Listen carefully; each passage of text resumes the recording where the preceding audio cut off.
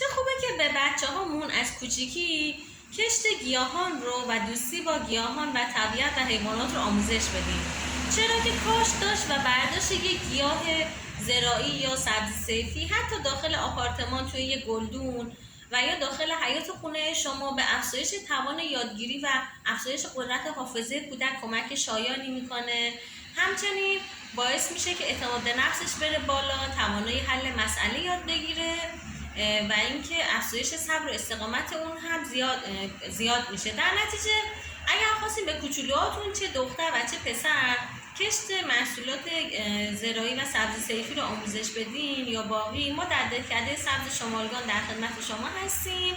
یه محصولی آوردیم به اسم کشاورز کوچولو که این کشاورز کوچولو داخلش یه بسته بذر داره، بذر کوچولو، و یه نقاشی خوشگل داره برای کوچولوهای شما. دختر و پسر هم نداره، هر دوشون میتونن این کار رو انجام بدن. و یه بسته 200 گرمی خاک داره و اگر خواستین کوچولوهاتون رو آموزش بدین ما در خدمت شما و همیار شما هستیم. شاید که در آینده بتونن علاوه بر کار خودشون تبدیل به یک کشاورز موفقی بشن و به امنیت غذایی کشور هم کمک بکنن. سلامت و پیروز باشین.